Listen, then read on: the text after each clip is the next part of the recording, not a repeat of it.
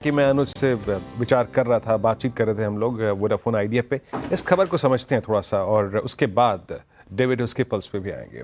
असीम मेरे साथ, मेरे सहयोगी इस वक्त मौजूद हैं, इस वक्त फील्ड से।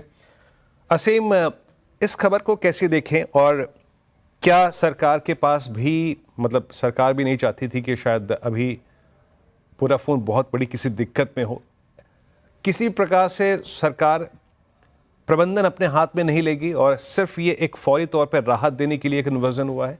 कैसे देख रहे हैं आप इस खबर को? Good morning Virendra ji. सिर्फ एक राहत देने के लिए सरकार ने कदम उठाया है। वोडाफोन आइडिया ने साल 2015 में स्पेक्ट्रम लिया था और उसकी किस्त अभी फिलहाल 10 अप्रैल को ड्यू होनी थी। कंपनी ने हाथ खड़े कर दिए थे। कंपनी ने कहा था कि हमारे पास ये किस्त देने के लिए पैसे नहीं है, ना ही आगे किस्त जो हमारी एजीआर और स्पेक्ट्रम की ड्यूज हो रही है हम उसको भी नहीं दे पाएंगे। तो ऐसे में सरकार कंपनी को राहत दे।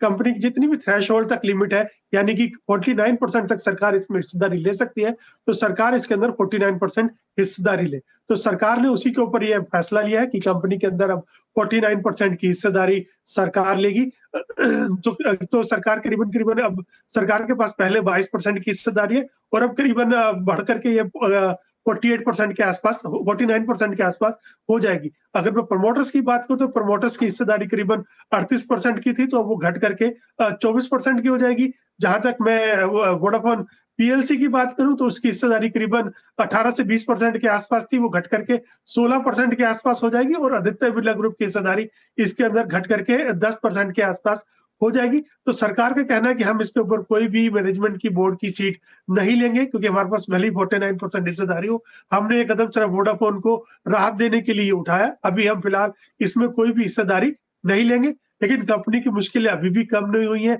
कंपनी के ऊपर 1,73,000 करोड़ रुपए का ड्यूज है और कंपनी को आगे चल करके उसकी किस्तें भी चुकानी सरकार को होंगी। चलिए, तो ये बात हुई वोडाफोन आइडिया की। एक काम करते हैं, एक स्क्रीन पर अब आपको ऑब्वियसली वीरू दिखाई देंगे, कंचन दिखाई देंगी स्टॉक्स एंड न्यूज़ को लेकर, और श्रेया भी हैं, तो सब पर बात होगी। अच्छा, बात क्योंकि वोडाफोन आइडिया की हो रही है, आई बिलीव भारती पर भी आज सुबह एक रिपोर्ट आई है, उस पर बात कर लेते हैं, उसके बाद आगे बढ़ेंगे। Shreya, good morning. क्या रिपोर्ट?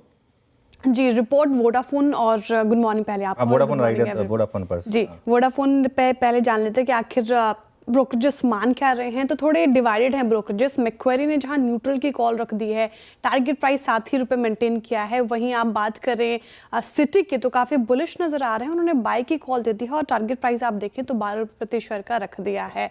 सिटी क्यों पॉजिटिव है इस खबर को लेकर? खबर आपने अभी असीम जी से समझी और लगातार हम इस पर बात भी कर रहे हैं कि सरकार की तरफ से एक बड़ी राहत के रूप में ये खबर आ रही है।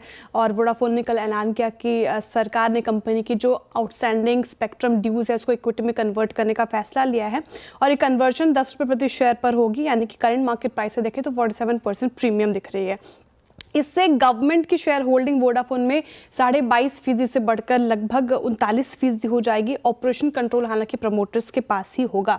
सिटी इसके पॉजिटिव इंप्लीकेशंस गिना रही है और उनका मानना है कि सरकार की तरफ से एक जीवनदान है। वोडाफोन देखें तो 3 साल के लिए वोडाफोन को कैश फ्लो रिलीफ मिल जाएगा, जो कि पॉजिटिव ट्रिगर है कंपनी के लिए, और इससे कंपनी अपने बैंक डेट को भी खत्म कर सकती है आने वाले सालों में।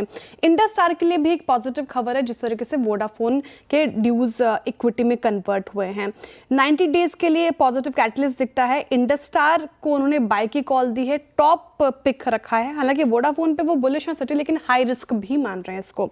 मैक्वेरी जो थोड़ा अभी फिलहाल न्यूट्रल है, उनका मानना है कि ये जो खबर आई है इक्विटी डाइल्यूट वाली, वो उन्होंने उसको उतना पॉजिटिव लिया नहीं है। उनका मानना है कि free cash flow generation company के पास पर्याप्त नहीं है।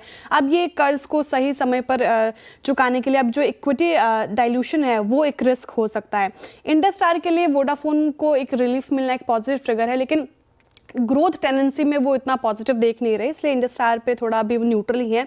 हालांकि भारती और जियो को लेकर मैक्वेरी ज़्यादा पॉजिटिव है। उनको लग रहा है कि आने वाले समय में आप देखें अर्निंग्स के लिहाज से, कैश फ्लो के लिहाज से, साथ ही रिटर्न्स ट्रेजेक्टरी के लिहाज से, तो भारती एयरटेल और जियो ज़्यादा बेहतर परफॉर्म कर सकती है। ओके, तो भारती एयरटेल और जियो शायद ज़्यादा बेटर परफॉर्म कर सकते हैं कंपेयर टू आइडिया। सीएलएसए का भी एक रिपोर्ट आया अभी रिसेंटली, उन्होंने भी अपग्रेड किया है आइडिया को और 10 का टारगेट दिया। देखिए, आज गैप अप तो होगा आइडिया में, इसमें कोई डाउट नहीं, और हो सकता है कि एक बार के लिए खुले सीधा सर्किट पर 10% के, क्योंकि पोजीशनिंग बहुत लाइट है। हर कोई गिव अप मार चुका था इस पर कि अब तो कुछ होना नहीं है, डे लो पर बंद हुआ था स्टॉक पिछले 3-4 दिन से, तो ऐसी कोई प्री पोजिशनिंग बनाकर नहीं गया। एक होता है कि एक्सपेक्टेशन होती है, कोई एक्सपेक्टेशन नहीं थी, इस वजह से आज खुलना चाहिए 10% के सर्किट पर, और उसके बाद क्या हो वो देखेंगे। लेकिन जैसे मैंने कहा कि दिक्कतें यहाँ ख़त्म नहीं होगी वोडाफोन आइडिया की। चलिए अब एक काम करते हैं,